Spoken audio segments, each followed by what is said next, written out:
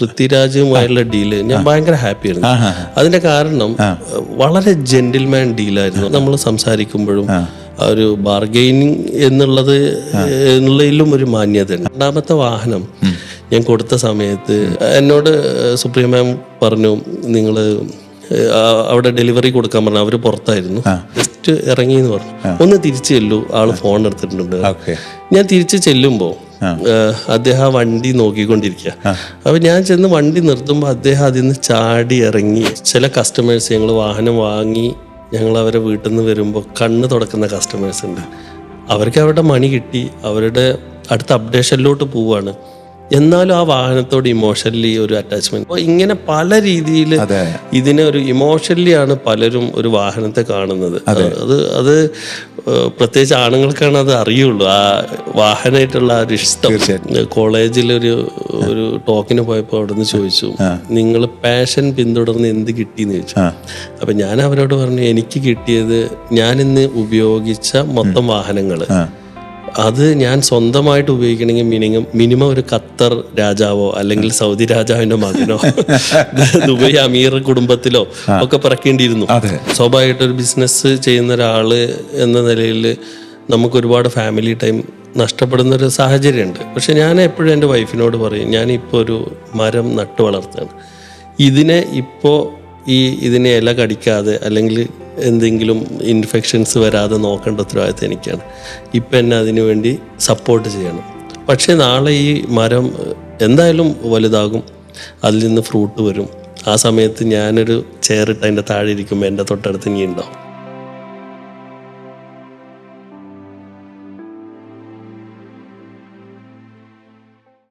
Business life missions. കാരണം business എന്തിനാണെന്ന ചോദ്യത്തിന് ജീവിതമായിട്ട് ബന്ധപ്പെടുന്ന വൈകാരികതയുടെ ഒരു പൂർണ്ണതയായിട്ടാണ് ബിസിനസ് സംരംഭമൊക്കെ നമ്മൾ കാണേണ്ടത്. അപ്പോൾ ആ നിലയ്ക്ക് കേരളത്തിൽ മലയാളികളുടെ ഇടയിൽ വളരെ ഉയർന്ന തലത്തിൽ ഒരു കുലീനമായ ഭാവത്തിലും രൂപത്തിലും എൻഡോസ് ചെയ്യപ്പെടുന്ന ഒരു ബ്രാൻഡാണ് റോയൽ ഡ്രൈവ്. അത് പറയുമ്പോൾ എനിക്ക് വളരെ അഭിമാനമുണ്ട്. കാരണം 10-15 വർഷമായിട്ട് മുജീബായിട്ട് ഒരു ഹൃദയബന്ധം കാത്തു സൂക്ഷിക്കുന്ന, അങ്ങനെ നമ്മളൊക്കെ ഒരേ ലെവലിൽ നിന്ന് തുടങ്ങിയിട്ട് വ്യത്യസ്ത മേഖലയിലേക്ക് ദൈവികമായ നിയോഗം കിട്ടിയ ആളുകളെന്ന സന്തോഷം കൂടെ ഈ ഇരുത്തത്തിലുണ്ട്. ഈ വരവ് എങ്ങനെയുണ്ട് ഇപ്പം തിരിഞ്ഞു നോക്കുമ്പം എന്ന് ആദ്യം പറഞ്ഞാൽ നമുക്ക് മുന്നോട്ട് നോക്കാമല്ലോ. എന്താണ്? ആക്ച്വലി ഈ പറഞ്ഞ പോലെ ഒരു ബിസിനസ് ചെയ്യണമെന്ന ഒരു ഭയങ്കര ഇൻറ്റൻഷനിലൊന്നുമല്ല, നമ്മുടെ ഒരു പാഷനായിരുന്നു. ആ പാഷനെ വേണ്ടിയിട്ട് നമ്മൾ ഇറങ്ങിത്തിരിച്ചു. പിന്നെ ഈ പാഷനിലൊരു കാൽപ്പാട് ഉണ്ടാവണമെങ്കിൽ അതിനെ ഒരു ബിസിനസ് മോഡലാക്കി മാറ്റിയാൽ മാത്രമേ നമുക്ക് മുന്നോട്ട് പോകാൻ കഴിയുള്ളൂ എന്നുള്ള ഒരു തിരിച്ചറിവിൽ നിന്നാണ് ശരിക്ക് ഇതിനിങ്ങനെ ഒരു ബ്രാൻഡാക്കി ബിൽഡ് ചെയ്ത് മുന്നോട്ട് പോയത്. എനിക്ക് തോന്നുന്നത് റസാഖ് സാറ് നമ്മൾ പരിചയപ്പെടുന്ന സമയത്ത് എൻ്റെ അടുത്ത് ബ്രാൻഡൊന്നും ഇല്ലായിരുന്നു. ആ കാലത്താണ് നമ്മൾ തമ്മിൽ പരിചയം. അത് കഴിഞ്ഞ് നമ്മളുടെ ഈ ഓരോ സമയത്തും നമ്മൾ അപ്ഡേറ്റഡ് ആവുന്ന സമയത്തുള്ള നമ്മളെ ചിന്തകളിൽ നിന്നാണ് നമുക്കിങ്ങനെ ഒരു ഉരുത്തിരിഞ്ഞ് അതിൽ നിന്നാണ് ഇതൊരു ബിസിനസ് മോഡലായിട്ട് മാറി. അതിശയകരമായ അസൂയാർഹമായ ഒരു വളർച്ച റോയൽ ഡ്രൈവിൽ മുജീബ് എത്തി നിൽക്കുമ്പോൾ ഉണ്ട്. മുജീബിൽ നിന്ന് വ്യത്യസ്തമായ ഒരു ഇമേജ് അവിടെ ക്രിയേറ്റ് ചെയ്യപ്പെട്ടു. ജനങ്ങൾക്ക് ട്രസ്റ്റ് ചെയ്യാൻ പറ്റുന്ന, എന്നാൽ എളുപ്പം ചെന്നെത്താൻ പറ്റുന്ന, നമ്മുടെ ഹൃദയം സ്വീകരിക്കപ്പെടും എന്ന് പറയുന്ന ഒരു വൈകാരിക കേന്ദ്രത്തെ സൃഷ്ടിക്കുക എന്ന് പറയുന്നത് ചെറുതല്ല മുജീബ്.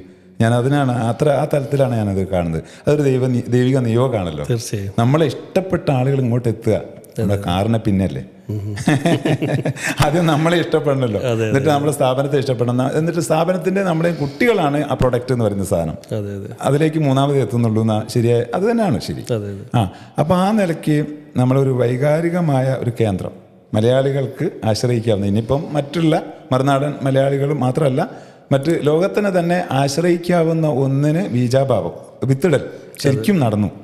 അതിൽ വളരെ സക്സസ് ആയിട്ടാണ് നമ്മളെയൊക്കെ നോക്കിക്കാണല്, പുറത്തുനിന്ന് മാത്രമല്ല അടുത്തു നിന്നും.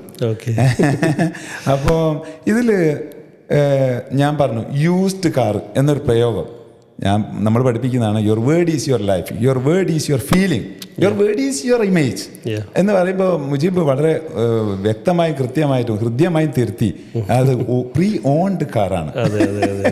അപ്പോൾ ഞാനത് തിരുത്തി, പ്രീ ഓൺഡ് കാർ. എന്നാൽ അതിനേക്കാൾ മേലെയാണ് അതിന്റെ വികാരം, പ്രീ ലൗഡ് കാറാണെന്ന് പറഞ്ഞല്ലോ. 100%. അതെ, നമ്മൾ പ്രണയിക്കുന്ന സ്നേഹിക്കുന്ന നമ്മുടെ ജീവിതത്തോട് തന്നെ ചേർന്ന് നിൽക്കുന്ന ഒരു വികാരമാണ് ഇപ്പോൾ ഒരു വാഹനം എന്ന് പറയുന്നത്. ഞാനിത് ഒരു കാര്യം ഓർക്കണം, പ്രവാചകൻ സല്ലല്ലാഹു അലൈഹി വസല്ലം പറഞ്ഞു, നിങ്ങൾക്ക് ജീവിതത്തിൽ പൂർണ്ണത വരുത്തുന്ന 3 അടിസ്ഥാനങ്ങളുണ്ട്. അതിലൊന്ന്, നിങ്ങളുടെ ജീവിതത്തിൻ്റെ പാതിയായിട്ട്, നിങ്ങളുടെ ജീവിതം തന്നെയായിട്ട് നിങ്ങളോട് ഒട്ടി നിൽക്കുന്ന നിങ്ങളുടെ പ്രിയതമ, നിങ്ങളുടെ സഹധർമ്മിണി അല്ലെങ്കിൽ സ്നേഹധർമ്മിണി അല്ലെങ്കിൽ ബെറ്റർ ഹാഫ്, അർദ്ധപാതി എന്നൊക്കെ പറയുന്ന ഭാര്യ എന്ന് പറയാൻ എനിക്ക് ഇഷ്ടമല്ല കേട്ടോ. അതൊരു മോശം വേർഡായിട്ടാണ് ഞാനത് ഇതിനെ നീക്കി വെക്കുന്നത്. ഇത് കേൾക്കുന്നവരും അത് മാറ്റട്ടെ. Your word is your world അല്ലേ. അപ്പോൾ ഒന്ന്. രണ്ടാമത്തത്, നിങ്ങൾക്ക് സെക്യൂരിറ്റി, സേഫ്റ്റി ഫീൽ ചെയ്യുന്ന നല്ല വെന്റിലേഷനും നല്ല കാഴ്ചയും കാഴ്ചപ്പാടുകളും നമുക്ക് വീട് ഒരു സ്വസ്ഥതയാണല്ലോ, സമാധാനം. മൂന്നാമത്തത്, എന്താ പറയുക, വഴിയിൽ മുടക്കമില്ലാതെ നമ്മുടെ വഴി മുടക്കാത്ത നമ്മുടെ ഇമേജ് തന്നെ പ്രതിഫലിപ്പിക്കുന്ന കണ്ണാടി പോലെയുള്ള നമ്മുടെ ഒരു വാഹനം എന്ന് ആ 3 എണ്ണത്തിന് കുറച്ചുകൂടെ വ്യാപ്തിയിൽ ഞാൻ പറഞ്ഞതാണ് കേട്ടോ. അതിൻ്റെ 3 അടിസ്ഥാനത്തെ പറഞ്ഞു. അത് വളരെ പ്രധാനപ്പെട്ട ഒരു കാര്യമായിട്ട് തന്നെയാണ് ഇപ്പോഴും ലോകത്ത് നിർണ്ണയിക്കപ്പെടുന്ന 3 അടയാളങ്ങളായിട്ട് നമുക്ക് കാണുമ്പോൾ, നിങ്ങൾ കൈവച്ച, നിങ്ങൾ ഹൃദയം ചേർത്ത് വെക്കുന്ന ഈ ഒരു പാഷൻ, അതൊരു ധാർമ്മികമായ ചുമതലയും ഉത്തരവാദിത്തമായിട്ട് നിങ്ങൾക്ക് തോന്നുന്നുണ്ടോ? തീർച്ചയായും. ഇപ്പോൾ ഈ വാഹനം എന്ന് പറഞ്ഞ സാറ് പറഞ്ഞ പോലെ തന്നെ ആളുകൾ ഒരുപാട് ഇഷ്ടപ്പെടുന്ന, അല്ലെങ്കിൽ പ്രത്യേകിച്ച് കേരളത്തിൽ ഇപ്പം ഞങ്ങളെപ്പോഴും ശ്രദ്ധിക്കാറുണ്ട്, ചില കസ്റ്റമേഴ്സ് ഞങ്ങൾ വാഹനം വാങ്ങി ഞങ്ങൾ അവരെ വീട്ടിൽ നിന്ന് വരുമ്പോൾ കണ്ണ് തുടക്കുന്ന കസ്റ്റമേഴ്സ് ഉണ്ട്. അവർക്ക് അവരുടെ മണി കിട്ടി, അവരുടെ അടുത്ത അപ്ഡേഷനിലോട്ട് പോവുകയാണ്. എന്നാലും ആ വാഹനത്തോട് ഇമോഷണലി ഒരു അറ്റാച്ച്മെൻറ്റ്. അതുപോലെ മക്കളെ വളരെ സ്ട്രിക്റ്റ്ലി മാത്രം ഇത്തരം കാറുകളിൽ കയറ്റും, പരിപാവനമായിട്ട് സമീപിക്കാവും.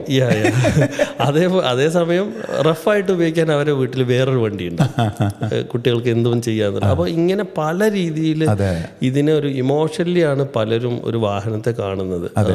അത് പ്രത്യേകിച്ച് ആണുങ്ങൾക്കാണ് അത് അറിയുള്ളൂ, ആ വാഹനമായിട്ടുള്ള ആ ഒരു ഇഷ്ടം. തീർച്ചയായിട്ടും. ഞാൻ 2 ഇൻ്റർവ്യൂകൾ, ഒന്ന് സന്തോഷ് ജോർജ് കുളങ്ങരേനെ, പിന്നെ വൈജയനാർ ചെയ്യുന്ന ഒരു ഇൻ്റർവ്യൂ, അതുപോലെ തന്നെ നമ്മുടെ ഇപ്പോഴത്തെ മന്ത്രി ഉണ്ടല്ലോ, നമ്മുടെ ട്രാൻസ്പോർട്ട് മിനിസ്റ്റർ ഗണേഷ് കുമാർ, അദ്ദേഹത്തെയും ഇൻ്റർവ്യൂ ചെയ്യുന്നത്. കാരണം വാഹനത്തോട് എനിക്കെന്തോ ഒരു വാഹനത്തോട് അമിതമായ പ്രേമം എന്ന് പറഞ്ഞുകൂടാ.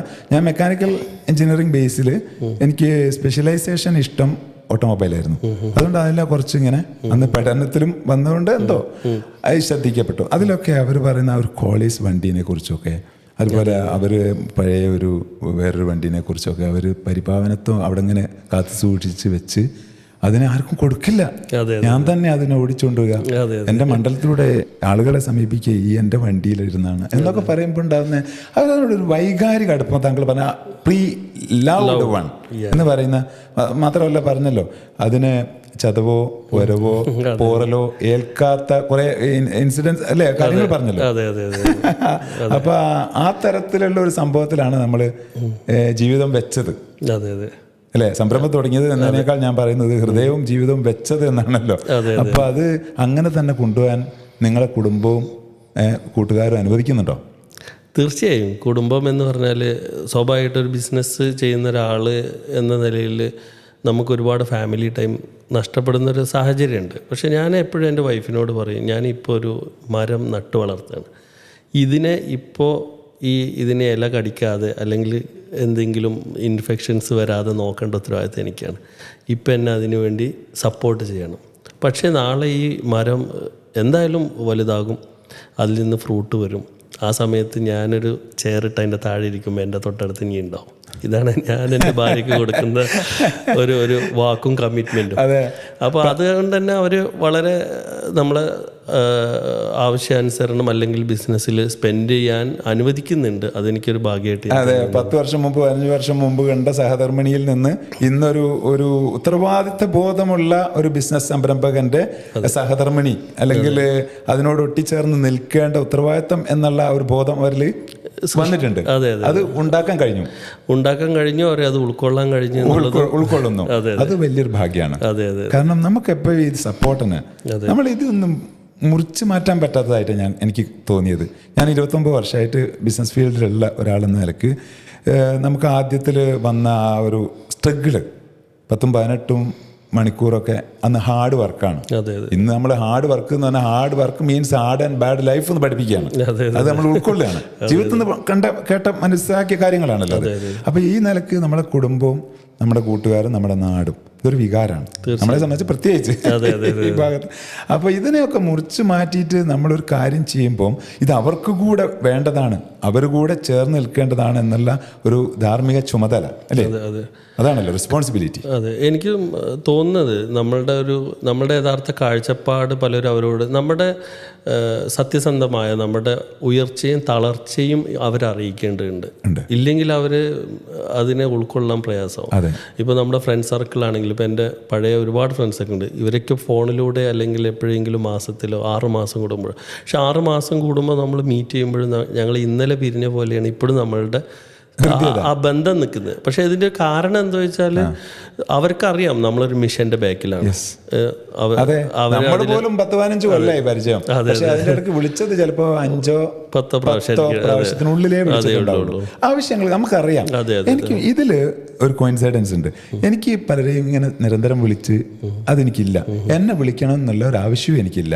പക്ഷെ എനിക്ക് ഹൃദയത്തിലുള്ളവരൊക്കെ ഹൃദയത്തിലാണ്. അത് താങ്കൾ പറഞ്ഞ പോലെ ഇന്നലെ പോലെ ഇന്ന് പോലെ നമുക്ക് എത്ര വർഷങ്ങളുടെയും അകലമില്ലാതെ അത് കാത്തു സൂക്ഷിക്കാൻ പറ്റും. അത് വളരെ പ്രധാനപ്പെട്ടതാണ്. അതിനെ ഉൾക്കൊള്ളുന്ന ഒരു സമൂഹത്തെ സൃഷ്ടിക്കുക എന്ന് പറയുന്നത് നമ്മുടെ ഈ കാര്യങ്ങൾ വിജയിപ്പിക്കുന്നതിൽ വളരെ പ്രധാനമാണ്. അല്ലേ? പ്രത്യേകിച്ച് നമ്മൾ ഇപ്പോൾ ഞാൻ കൊച്ചിയിലാണ് താമസം ലാസ്റ്റ് 4 വർഷമായിട്ട്. അപ്പോൾ നാട്ടിലുള്ള പല മരണങ്ങൾ, കല്യാണങ്ങൾ, ഇതൊക്കെ എനിക്ക് മിസ്സാവുന്നു. പക്ഷെ അത് എൻ്റെ കുടുംബത്തിലുള്ളവരാണെങ്കിൽ എൻ്റെ ഫ്രണ്ട് സർക്കിൾ അതിനെ ഉൾക്കൊള്ളുന്നു എന്ന ഒരു സന്തോഷമാണ്. അവർക്ക് അഭിമാനവും അത് മാത്രമല്ല ഒരു ഉത്തരവാദിത്വ ബോധവും അവർക്കുണ്ടല്ലോ, റെസ്പോൺസിബിലിറ്റി. ഇത് പലപ്പോഴും പല കച്ചവടക്കാർക്കും ബിസിനസ്സിലും ഫാമിലിയിൽ ചെയ്യാൻ പറ്റുന്നില്ല എന്ന ഒരു കാര്യം കൂടെ നമ്മളിവിടെ ചേർത്ത് വെക്കേണ്ടതുണ്ട്. അപ്പോൾ അവർക്ക് കൂടെ ഇതെന്താവണം, ഒരു പ്രചോദനമാവണല്ലോ. നമ്മുടെ ലൈഫിൽ നിന്നല്ലേ നമുക്കിത് കൊടുക്കാൻ പറ്റും. പുസ്തകത്തിൽ നിന്ന് വായിക്കുന്ന പറയുന്ന കാര്യങ്ങളല്ലല്ലോ, അല്ലെങ്കിൽ ട്രെയിനിങ്ങിൽ പറയുന്ന കാര്യങ്ങളും അല്ലല്ലോ. അപ്പോൾ ജീവിതത്തിൽ നിന്ന് നമ്മൾ പകർന്നു കൊടുക്കുമ്പം നമ്മളൊക്കെ ഇങ്ങനെ വന്നവർ തന്നെയാണ്. തീർച്ചയായും ഇങ്ങനെ മാറ്റപ്പെടേണ്ടവരാണ് നമ്മുടെ കൂടെയുള്ള ആളുകളെ, കൂടപ്പറപ്പുകളെ. ഞാൻ എൻ്റെ ടീം മെമ്പേഴ്സിനോട് എപ്പോഴും പറയും, മാനേജേഴ്സ് ലെവലിലുള്ള അല്ലെങ്കിൽ അസിസ്റ്റൻറ്റ് മാനേജേഴ്സ് ലെവലിൽ അവരുടെ താഴെയുള്ള ഒരു കൺസൾട്ടൻ്റ് അല്ലെങ്കിൽ ആരോ XY അവരുടെ ഒരു ഫാമിലി ലൈഫിൻ്റെ റിതം കൂടി നിങ്ങളെ ക്യാപ്ചർ ചെയ്യണം. കാരണം ഞാൻ രാവിലെ എൻ്റെ വൈഫിനായിട്ട് അടി ഉണ്ടാക്കിയിട്ടാണ് എന്ന് ഞാൻ ഓഫീസിൽ വരണമെങ്കിൽ എൻ്റെ ആ ദിവസം അന്ന് മോശമാണ്. അപ്പോൾ ഒരു ബിസിനസ്സുകാരൻ്റെ ഫാമിലി ലൈഫ്, അതേപോലെ തന്നെ ബിസിനസ് അവിടെ ജോലി ചെയ്യുന്ന ആളുകളുടെ എംപ്ലോയീസിൻ്റെ ആണെങ്കിലും അവരുടെയും ഫാമിലി ലൈഫും ഈ പറഞ്ഞ സപ്പോർട്ടുകളും കറക്റ്റായാൽ മാത്രമേ ആ ബിസിനസ് വലിയ രീതിയിൽ ഉയരുള്ളൂ. നമ്മളെല്ലാവരും 10-12 മണിക്കൂർ ചെലവഴിക്കുമ്പോഴും നമ്മുടെ മനസ്സിൻ്റെ ഇൻവോൾവ്മെൻ്റ് ആണ് ഏറ്റവും വലുത്. തീർച്ചയായിട്ടും ആ മനസ്സിൻ്റെ രാവിലെ നമ്മൾ വീട്ടിൽ അച്ഛനായിട്ട് അടി ഉണ്ടാക്കി പോകുന്നു, അല്ലെങ്കിൽ അമ്മയായിട്ട് അടി ഉണ്ടാക്കി പോകുന്നു, അല്ലെങ്കിൽ ഭാര്യയായിട്ട് അടി ഉണ്ടാക്കി പോകുന്നു. ഇത് നമ്മളെ പുറകോട്ട് അന്നത്തെ ഒരു ദിവസം മൊത്തം പുറകോട്ട് എനർജി കംപ്ലീറ്റ് പോകും. അതെ, ആ ദിവസം നമുക്ക് പ്രൊഡക്റ്റീവായിട്ട് ഇല്ല. അപ്പോൾ ഞാൻ ഇന്നത് താങ്കളെ കണ്ടപ്പോൾ ഞാൻ കുറേ ദിവസമായിട്ട് ഈ ഒരു വളരെ പ്രധാനപ്പെട്ട കാര്യമാണ്. നമ്മൾ അവിടെ അതുകൊണ്ടാണ് ബിസിനസ് ലൈഫ് മിഷൻസ് പറഞ്ഞു. ഇതൊരു ദൗത്യമാണ്. കാരണം അടുത്ത ലോകം പോകുന്നത് ബിസിനസ്സിലേക്കാണ്. ബിസിനസ് ഇല്ലാതെ ഇവിടെ ഒന്നും നടക്കാത്ത ഒരു ലോകത്തേക്കാണ്. എനിക്ക് തോന്നുന്നു ഇതുകൊണ്ടായിരിക്കാം അവസാന കാലഘട്ടത്തിലെ പ്രവാചകനെ തന്നെ ദൈവം ഒരു പെർഫെക്റ്റ് കച്ചവടക്കാരനാക്കി മാറ്റിയിട്ട് അതിനുശേഷമാണ് ഈ പ്രവാചക ദൗത്യം കൊടുത്തത് എന്ന് എനിക്ക് തോന്നിപ്പോകാറുണ്ട്. ഇതൊരു കാലഘട്ടം, ഈ ഒരു അവസാന കാലഘട്ടം, വിശ്വാസപരമായ അവസാന കാലഘട്ടം എന്ന് പറയുന്ന അവസാന ദൗത്യമായി വന്ന പ്രവാചകൻ ഒരു ബിസിനസ്സുകാരനായിട്ട് വന്നിട്ട് ആ സത്യസന്ധനായ ബിസിനസ്സുകാരൻ എന്ന പേര് ബ്രാൻഡ് ചെയ്യപ്പെട്ടിട്ട് ലോകത്ത് എൻഡോസ് ചെയ്യപ്പെട്ടിട്ട് പ്രവാചക ദൗത്യം ദൈവികമായി കൊടുത്തിട്ടുള്ളൂ എന്ന് പറയുമ്പം നമ്മുടെ ഉത്തരവാദിത്വം വലുതാണ്. ഓരോ ഈ കാലഘട്ടത്തിൽ എല്ലാ മനുഷ്യന്മാരും ചെയ്യുന്ന കച്ചവടത്തിലെ ഉത്തരവാദിത്വം വളരെ വലുതാണ്. അതൊരു ദൗത്യമാണല്ലോ. ഈ ലോകം മുന്നോട്ട് പോകേണ്ടത് അതിലാണല്ലോ, അല്ലേ? ബിസിനസ്സുകാരന് ഈ പറഞ്ഞ പോലെ ഒരു മിനിമം ക്വാളിറ്റികൾ ഉണ്ടായിരിക്കുക. എനിക്ക് തോന്നുന്നു പണ്ടത്തെ പല സിനിമകളിലോ അങ്ങനെയൊക്കെ കുറേ ഇതിൽ തെറ്റിദ്ധരിക്കപ്പെട്ട കുറേ കാര്യങ്ങളുണ്ട്. ഈ വളഞ്ഞ വഴിയിലൂടെ മാത്രമേ സമ്പത്ത് ഉണ്ടാവൂ, അല്ലെങ്കിൽ ഗവൺമെൻറ്റിനെ അല്ലെങ്കിൽ എന്തെങ്കിലും തട്ടിപ്പ് ഇല്ലീഗൽ ഇങ്ങനെ പണം ഉണ്ടാക്കാൻ പറ്റൂ എന്ന് എവിടെയൊക്കെയോ മെസ്സേജുകൾ നമ്മുടെ ഉപബോധ മനസ്സിൽ ആരൊക്കെ കുത്തിവെച്ച കുറെ പ്രശ്നങ്ങളുണ്ട്. പക്ഷെ നമുക്ക് അറിയാം ഒരു ലെവൽ കഴിഞ്ഞ് വളർന്നവരൊക്കെ സത്യസന്ധമായ ബിസിനസ്, ഇപ്പോൾ വി ഗാർഡ് ആയിക്കോട്ടെ അല്ലെങ്കിൽ മലബാർ ഗോൾഡ് ആയിക്കോട്ടെ, ഇങ്ങനെ ഇവരുടെയൊക്കെ ഉള്ളിൽ ഭയങ്കരമായ ഒരു എത്തിക്സ് അല്ലെങ്കിൽ ഒരു വാല്യൂ, ചാരിറ്റി ചെയ്തുകൊണ്ടേ ഒരുപാട് പല കാര്യങ്ങളും ഉണ്ടാവും. പക്ഷെ ഇത് പബ്ലിക് ഒറ്റ അടിക്ക് മനസ്സിലാക്കാൻ പറ്റുന്നില്ല എന്നുള്ളതാണ്. അത് വലിയൊരു അവയർനെസ് കൊടുക്കേണ്ടവരാണ് നമ്മൾ. തീർച്ചയായും അതാണ് എത്തിക്സ് ആൻഡ് വാല്യൂസ് ഉള്ള ബിസിനസ്, ഗുഡ് മണി ഏണിംഗ് ചെയ്യുന്ന ബിസിനസ് അല്ലേ, ഒരു സ്പിരിച്വലി ഡ്രിവൺ ബിസിനസ്. അല്ലാതെ എങ്ങനെ ഇത് മുന്നോട്ട് കൊണ്ടുപോകുക? നിങ്ങളെ കൈകൊണ്ട് മാത്രമാണ്. ഒരിക്കലും അല്ല. നമുക്കിതിൽ നമ്മളെന്തൊരു നിയോഗം മാത്രമാണ് അല്ലേ? തീർച്ചയായും. അത് മാത്രമല്ല, നമുക്ക് പോകേണ്ടത് ഇപ്പോൾ എൻ്റെ ഒരു വാഹനത്തെ ഉപയോഗപ്പെടുത്തി എനിക്ക് എൻ്റെ വാഹനം കൊണ്ട് ഇപ്പോൾ കൊച്ചിയിൽ നിന്ന് കോഴിക്കോട് പോകേണ്ട കണ്ടീഷൻ പോരാ. കൊച്ചിയിൽ നിന്ന് ഹിമാലയം പോകണമെങ്കിൽ, തീർച്ചയായിട്ടും കൊച്ചിയിൽ നിന്ന് യൂറോപ്പ് പോകണമെങ്കിൽ വീണ്ടും എൻ്റെ വാഹനത്തിൻ്റെ കണ്ടീഷൻസും അതിന് വേണ്ട റിക്വയർമെൻറ്റും പിന്നെ അതിന് വേണ്ട മറ്റ് പേപ്പേഴ്സ് ഓരോ രാജ്യത്ത് പ്രിപ്പറേഷൻ വ്യത്യാസമുണ്ടാവും. അപ്പം നമ്മളുടെ ജേണി ഡെസ്റ്റിനേഷൻ നമ്മൾ തീരുമാനിക്കുന്നതിനനുസരിച്ച് നമ്മൾ പ്രിപ്പയർഡായി പോയാൽ മാത്രമേ നമ്മൾ അവിടെ എത്തുള്ളൂ. ഇതിൽ ഇന്നത്തെ ലോകത്ത് ഇപ്പോൾ ഏറ്റവും പുതിയ തലമുറ പോലും അവർക്ക് ഈ കബളിപ്പിക്കപ്പെടുന്നതിനോടൊന്നും താല്പര്യമില്ല. അവർ റിയലാണ്, സത്യസന്ധരാണ്. ഭയങ്കര സാധ്യതയാണ്. അതെ അതെ അതെ അതെ. എന്താണ് അവരെ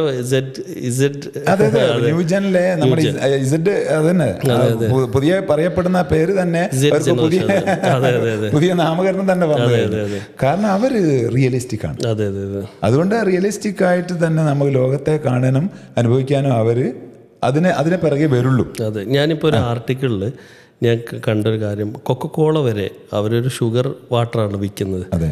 അപ്പോൾ ഈ പുതിയ ജനറേഷൻ അത് ഉപയോഗിക്കൂല എന്നാണ് പുതിയ പഠനങ്ങൾ പറയുന്നത്. അപ്പോൾ കൊക്കക്കോള നാച്ചുറൽ ഫുഡ് പൾപ്പിലോട്ടും ജ്യൂസിലോട്ടൊക്കെ ഇപ്പം മാറിക്കൊണ്ടിരുന്നു.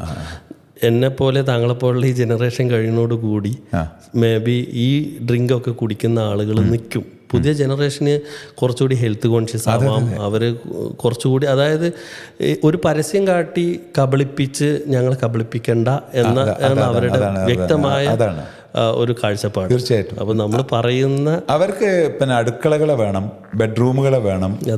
അവിടെ ഒന്നും മറകള് അവർക്കില്ല. ഇല്ല ഇല്ല. കാരണം അവിടെ എന്ത് നടക്കുന്നു, നിങ്ങൾ എങ്ങനെ ജീവിക്കുന്നു, അതെ അതെ, നിങ്ങളെ ജീവിതത്തെയാണ് ആവശ്യമുള്ളത്. നമ്മുടെ ജീവിതത്തെയാണ് അവർക്ക് ആവശ്യമുള്ളത്. അതെ അതെ. അത് നല്ലൊരു സമീപനമായിട്ടാണ് നമ്മൾ എടുക്കേണ്ടത്. അതിന്റെ പോസിറ്റീവ് വശം എടുത്തിട്ട് നമ്മളതിനെ നന്നായിട്ട് ആ അവയർനെസ് നമ്മുടെ ജീവിതത്തിൽ നിന്ന് വിസ്ഡം കൊടുക്കുക. അതെ അതെ. അതുകൊണ്ടാണ് ഇപ്പൊ ഇന്ന് ഇപ്പോൾ ഒരു 100 കൊല്ലം നിലനിന്ന കമ്പനികളും ഇനി നിലനിൽക്കാൻ പോകുന്ന കമ്പനികളും ഒരു ട്രാൻസ്പെറൻസി എത്രത്തോളം ഉണ്ട്, ആ ഒരു കമ്പനികൾക്ക് മാത്രമേ ഇനി മുന്നോട്ട് പോകാൻ പറ്റുള്ളൂ. ബാക്കി നമ്മൾക്ക് പലതിനെയും കുറ്റം പറഞ്ഞ് നമുക്ക് സത്യത്തിൽ നമ്മളെ ട്രാൻസ്പെറൻസി കുറവാണ് നമ്മളുടെ ബിസിനസ്സും നമ്മളെ ലൈഫും പരാജയപ്പെടുത്തുന്നത്. ഉറപ്പായിട്ടും. അപ്പോൾ അത് നമ്മളുടെ ഉത്തരവാദിത്തമാണ് നമ്മൾ ട്രാൻസ്പെറൻസി കൊണ്ടുവരിക. അതെ അതെ അതെ. ട്രാൻസ്പെറൻസി കൊണ്ടുവരിക. അതുപോലെ തന്നെ നമ്മൾ ഡിസിപ്ലിൻഡ് പാത്തിലെ ട്രാക്കിൽ നമ്മളെ ഓടിക്കുക. അപ്പോൾ ജീവിതത്തിനെ വഹിക്കുന്നതാണ് ശരീരം. അതെ അതെ. ജീവിതത്തിനെ വഹിക്കുന്ന, ശരീരത്തെ വഹിക്കുന്നതാണ് വാഹനം. അതെ അതെ. വഹിക്കുന്നതാണല്ലോ വാഹനം. അപ്പൊ അതുപോലെ ഈ ജീവിതത്തിന് വേണ്ടിയുള്ള ശരീരത്തെ എങ്ങനെ ഒരുക്കുന്നോ അതേ പ്രയോറിറ്റിയിൽ വാഹനത്തെയും നമ്മൾ ഒരുക്കുക എന്നതാണല്ലോ നമ്മൾ ഇവിടുത്തെ ഒരു ചർച്ചാ വിഷയം. അപ്പൊ അവിടെ നിങ്ങൾ ഇഷ്ടപ്പെട്ട ഒരു വാഹനം, കുറേ വാഹനങ്ങളെ പഠിക്കുകയും തൊടുകയും ഉപയോഗിക്കുകയും അനുഭവിക്കുകയും വിൽക്കുകയും ചെയ്തു. നിങ്ങൾ ഒരു ഡ്രീം ആയിട്ട് നിങ്ങൾ ഇപ്പോൾ അനുഭവിച്ച അല്ലെങ്കിൽ അനുഭവിക്കാൻ പോകുന്ന ഒരു വാഹനത്തെക്കുറിച്ച് അത് ആൾക്കാർക്ക് അറിയാൻ ഒരു താല്പര്യം ഉണ്ടാവുമല്ലോ. ആഗ്രഹമുള്ളത് ഒരു ബുഗാട്ടിയൊക്കെ സ്വന്തമാക്കണം എന്നുള്ളതാണ്. അത് ഇന്ത്യയിൽ ഇന്ന് അവൈലബിലിറ്റി വളരെ റയറാണ്, ലോകത്ത് തന്നെ വളരെ റയറാണ്. 16 സിലിണ്ടറുള്ള എഞ്ചിനാണ്. അപ്പോൾ ഇതൊക്കെയാണ് ആഗ്രഹങ്ങൾ. മറ്റ് ആഗ്രഹങ്ങളൊക്കെ ദൈവം സഹായിച്ചു. മറ്റുള്ള വാഹനങ്ങൾ ഇപ്പോൾ റോൾസ് റോയ്സ് മുതൽ അതിൻ്റെ ഇനി ഫാൻറ്റം തൊട്ട് അല്ലെങ്കിൽ കല്ലിനാൻ തൊട്ട് എല്ലാ വാഹനങ്ങളും ഞാൻ എൻ്റെ മേഖല ഇതായതുകൊണ്ട് എനിക്ക് അതെ അതെ ഉപയോഗിക്കാനുള്ള എന്നോടൊരു കോളേജിലൊരു ടോക്കിന് പോയപ്പോൾ അവിടെ നിന്ന് ചോദിച്ചു, നിങ്ങൾ പാഷൻ പിന്തുടർന്ന് എന്ത് കിട്ടിയെന്ന് ചോദിച്ചു. അപ്പം ഞാൻ അവരോട് പറഞ്ഞു, എനിക്ക് കിട്ടിയത് ഞാനിന്ന് ഉപയോഗിച്ച മൊത്തം വാഹനങ്ങൾ അത് ഞാൻ സ്വന്തമായിട്ട് ഉപയോഗിക്കണമെങ്കിൽ മിനിമം ഒരു ഖത്തർ രാജാവോ അല്ലെങ്കിൽ സൗദി രാജാവിൻ്റെ മകനോ ദുബൈ അമീർ കുടുംബത്തിലോ ഒക്കെ പിറക്കേണ്ടിയിരുന്നു. കാരണം അത്രയും എൻ്റെ ആഗ്രഹങ്ങളാണ് ഈ വാഹനങ്ങളെ ടച്ച് ആൻഡ് ഫീൽ ചെയ്യുന്നത്. ആ ഫീൽ നിങ്ങൾ സ്വന്തമാക്കിയ ശേഷം കൊടുക്കുന്നത്. അതെ അതെ അതെ അതെ അതെ അതെ മധ്യസ്ഥനായിട്ട് വിൽക്കാതെ വിൽക്കുകയല്ലോ. ഇല്ല. പല കാറുകളും നമ്മൾ പർച്ചേസ് ചെയ്ത് രാത്രി നൈറ്റില് പിന്നെ നാട്ടിൽ പോകും, കോട്ടക്കലോ മലപ്പുറമൊക്കെ പോകും. അതായത് ആ ഡ്രൈവ് ചെയ്യാനുള്ള ഡ്രൈവ് ചെയ്ത് തന്നെ പോകുന്നല്ലേ. അതുപോലെ തന്നെ ഞാൻ ചോദിക്കുന്നത്, കുറേ കസ്റ്റമേഴ്സിന് വലിയ വാല്യുബിൾ ആയിട്ടില്ല വലിയ കസ്റ്റമേഴ്സ് നിങ്ങളിലൂടെ വന്ന് കയറുന്നത് നമ്മൾ എല്ലാവരും കാണുന്നതാണ്. അതിൽ നിങ്ങളെ ടച്ച് ചെയ്ത ഒരു കസ്റ്റമറുടെ പേര് പറയാതിരിക്കാം, എന്താണ് അദ്ദേഹത്തിലുള്ള ക്വാളിറ്റി, എന്തുകൊണ്ടാണ് നിങ്ങൾ അങ്ങനെ അയാളെ മനസ്സിൽ തങ്ങി നിൽക്കുന്നത്, അങ്ങനെ ഒന്ന് പറയാൻ പറ്റുമോ? ഒരു കസ്റ്റമർ നേരത്തെ നമ്മൾ പറഞ്ഞ പോലെ തന്നെ ഈ കസ്റ്റമറുടെ ഉയരം കൂടും തോറും അവരുടെ ക്വാളിറ്റിയും അത്രത്തോളം കൂടുന്നുണ്ട്. ഞാൻ ശരിക്കും ഇപ്പോൾ 2020 റോയൽ ഡ്രൈവിൽ പർച്ചേസിന് ആദ്യമായിട്ടൊരു കൺസൾട്ട് വന്നത്. സെയിൽ മാത്രമേ ഞാൻ ഡെലിഗേറ്റ് ചെയ്തിട്ടുണ്ടായിരുന്നു, പർച്ചേസ് ഞാൻ തന്നെയായിരുന്നു ചെയ്തുകൊണ്ടിരുന്നത്. അപ്പോൾ ഓരോ പർച്ചേസിന് ഞാൻ പോകുമ്പോൾ എനിക്ക് ഓരോ ദിവസവും ഓരോ വ്യക്തികളെ പഠിക്കലായിരുന്നു. വലിയ ബിസിനസ് ചെയ്യുന്ന അവരുടെ ഡിസിപ്ലിൻ, അവരുടെ ഇപ്പോൾ ടൈം രാവിലെ 10:30 എന്ന് പറഞ്ഞ് മീറ്റിംഗ് പറഞ്ഞാൽ അവർ 10:30 അവർ ആ പറഞ്ഞ സ്ഥലത്ത് അവൈലബിൾ ഉണ്ടാവും. അതേപോലെ അവരുടെ എല്ലാ കാര്യങ്ങളും ഷെഡ്യൂളായിരിക്കും. അവർ പറയുന്ന വാക്കുകൾ ഒരു 99% പേരും അങ്ങനെയാണ്. എനിക്ക് അതിൽ ഇപ്പോൾ പിന്നെ ഒരു സെലിബ്രിറ്റി ആയതുകൊണ്ട് പറയില്ല, പൃഥ്വിരാജുമായുള്ള ഡീല് ഞാൻ ഭയങ്കര ഹാപ്പിയായിരുന്നു. അതിൻ്റെ കാരണം വളരെ ജെന്റിൽമാൻ ഡീലായിരുന്നു. അതായത് നമ്മൾ സംസാരിക്കുമ്പോഴും ഒരു ബാർഗെയിനിങ് എന്നുള്ളതിലും ഒരു മാന്യതയുണ്ട്. അതേപോലെ തന്നെ സംസാരത്തിൻ്റെ ക്വാളിറ്റി, അവരുടെ ബാക്കിയുള്ള മോഡുകൾ, ഇതെല്ലാം. ഇപ്പോൾ രണ്ടാമത്തെ വാഹനം ഞാൻ കൊടുത്ത സമയത്ത് പിന്നെ എന്നോട് പറഞ്ഞു അവർക്ക് പ്രൈവസി ആണല്ലോ അവരുടെ ഏറ്റവും ഇത് പബ്ലിഷ് ചെയ്യേണ്ട. പിന്നെ ഞാൻ റിക്വസ്റ്റ് ചെയ്തിട്ട് ഡെലിവറി ഒക്കെ കഴിഞ്ഞതിന് ശേഷം അത് പബ്ലിഷ് ചെയ്തിട്ടുള്ളൂ. പക്ഷെ ഞാൻ അതിലൊരു ഇൻസിഡൻ്റ് ഉണ്ട്. എന്നോട് സുപ്രിയ മാം പറഞ്ഞു, നിങ്ങൾ അവിടെ ഡെലിവറി കൊടുക്കാൻ പറഞ്ഞു. അവർ പുറത്തായിരുന്നു. അദ്ദേഹം അവിടെ ഉണ്ട്, വീട്ടിലുണ്ട്. അപ്പോൾ ഞാൻ ചെന്ന് എന്നോട് ആരും അറിയരുത്. അപ്പോൾ ഞാൻ എൻ്റെ ടീമിനെ മറച്ചു വെച്ചിട്ടാണ് ഇത് ഡെലിവറി കൊടുക്കുന്നത്. അപ്പോൾ ഞാൻ ഫ്ലാറ്റ് ബെഡ് അവിടെ എത്തിച്ചു, ഫ്ലാറ്റ് ബെഡിൽ അവരോട് വണ്ടി ഇറക്കിയിട്ട് ഞാൻ ആ വണ്ടി ഡെലിവറി എടുത്ത് അവരുടെ ഫ്ലാറ്റിൽ കൊണ്ടുപോയി. അപ്പോൾ അവിടെ ചെന്ന് ഞാൻ വിളിച്ചപ്പോൾ അവർ പറഞ്ഞു അദ്ദേഹം ഒരു മീറ്റിങ്ങിലോ എന്തിലോ ആണ്, ഫോണ് കിട്ടുന്നില്ല, മുജീബ് കീ അവിടെ കൗണ്ടർ കൊടുത്ത് അവിടെ ഒരു റിസപ്ഷനിൽ കൊടുത്തിട്ട് പോയിക്കുള്ളൂ. അപ്പോൾ ഞാൻ ഓക്കെ, നമുക്കത് നോർമലാണ്, കൊടുത്ത് പോവാം. അപ്പോൾ എന്നോട് പറഞ്ഞു കിട്ടാത്തത് കൊണ്ടാണ് കേട്ടോ, അല്ലെങ്കിൽ നിങ്ങളെ കണക്ട് കാണാമായിരുന്നു. പക്ഷേ ഞാൻ അവിടുന്ന് തിരിച്ച് ഒരു 2 കിലോമീറ്റർ പോയപ്പോൾ അവരെന്നെ തിരിച്ചു വിളിച്ചു. എവിടെ എത്തി? ഞാൻ പറഞ്ഞു ഒരു ജസ്റ്റ് ഇറങ്ങി എന്ന് പറഞ്ഞു. ഒന്ന് തിരിച്ചു ചെല്ലു, ആള് ഫോൺ എടുത്തിട്ടുണ്ട്. ഞാൻ തിരിച്ച് ചെല്ലുമ്പോൾ അദ്ദേഹം വണ്ടി നോക്കിക്കൊണ്ടിരിക്കുക. അപ്പം ഞാൻ ചെന്ന് വണ്ടി നിർത്തുമ്പോൾ അദ്ദേഹം അതിൽ നിന്ന് ചാടി ഇറങ്ങി എന്നെ സ്വീകരിച്ചൊരു രംഗമുണ്ട്. അതെനിക്ക് ഭയങ്കര ഇംപ്രസ്ഡ് ആയി. കാരണം ഞാൻ പറയുന്നത് അദ്ദേഹം ആ വണ്ടി അദ്ദേഹം ഞാൻ പറഞ്ഞ പേയ്മെന്റ് അദ്ദേഹം വാങ്ങി. പിന്നെ എന്നെ ഒരു കെയർ ചെയ്യേണ്ട ആവശ്യം അവിടെ ഇല്ല. പക്ഷെ ഞാൻ ഇറങ്ങി ചെല്ലുന്നതിന് മുമ്പ് അദ്ദേഹം വാഹനത്തിൽ നിന്ന് ഇറങ്ങി എന്നുള്ളതാണ്. എന്നിട്ട് എന്നോടൊരു താങ്ക് യു പറഞ്ഞു. അപ്പം ഇത്തരം ആ ഡീൽ അല്ലെങ്കിൽ എന്നെ കാണേണ്ട ആവശ്യമോ അല്ലെങ്കിൽ തിരിച്ചു വിളിക്കേണ്ട ആവശ്യമോ ഒന്നുമില്ല. ഒരു പക്ഷെ ഞാൻ മനസ്സിലെങ്കിലും തെറ്റിദ്ധരിച്ചു, ഇപ്പൊ മീറ്റ് ചെയ്യാൻ ആവശ്യമില്ലാത്തോണ്ടായിരിക്കും എന്ന് വരെ ഞാൻ അല്ല, അത്രേ ഉള്ളല്ലോ. അവർ പറഞ്ഞ പൈസ തന്നു, ഇത് വളരെ സീക്രട്ട് ഡീലാണ്. പക്ഷെ നമ്മൾ ആ തിരിച്ചു ചെല്ലുമ്പോൾ അവരത് തിരിച്ചുണ്ടായ അനുഭവം. അപ്പോൾ അത് ഇങ്ങനെ ഒരുപാട് കസ്റ്റമേഴ്സ് ഇത്തരത്തില് നല്ല നല്ല അനുഭവങ്ങൾ. ബ്രാൻഡ് അതാണല്ലോ നമ്മൾ ഈ പുറത്ത് കാണിക്കുന്ന പരസ്യവാചകങ്ങൾക്കപ്പുറം അല്ലേ, ഏത് ജാടകൾക്കും അപ്പുറം തനിമയുള്ള നമ്മൾ ചേർന്ന് നിൽക്കുമ്പോഴുണ്ടാവുന്ന വികാരം നമുക്ക് എന്ത് കിട്ടുന്നു. ഇപ്പൊ നേരത്തെ താങ്കൾ പറഞ്ഞ പോലെ ഒരു ഡീല് അല്ലെങ്കിൽ ഒരു യാത്രയിലാണ് നമുക്ക് ഒരാളുകളെ മനസ്സിലാക്കുക. തീർച്ചയായിട്ടും നമ്മളൊരു മനുഷ്യനായിട്ട് ഡീൽ ചെയ്യുമ്പോഴോ അല്ലെങ്കിൽ ഒരുമിച്ച് യാത്ര ചെയ്യുമ്പോഴാണ്. അപ്പോൾ അത് ഇങ്ങനെ ഒരുപാട് അനുഭവങ്ങൾ. അതേപോലെ ഗൾഫിൽ നിന്ന് ഞങ്ങളുടെ കൺസൾട്ടൻറ്റ് വണ്ടിയുടെ ഡീറ്റെയിൽ പറഞ്ഞിട്ട് ഫുൾ അഡ്വാൻസ് അല്ല, ഫുൾ എമൗണ്ട് തന്ന് 2-2.5 മാസം കഴിഞ്ഞിട്ട് ഡെലിവറി എടുക്കുന്ന ഒരുപാട് കസ്റ്റമേഴ്സ്. ഇതൊക്കെ ഇത്തരം കസ്റ്റമേഴ്സിനെ നമ്മൾ വലിയ ആദരവോടെയാണ് നോക്കിക്കാണുന്നത്.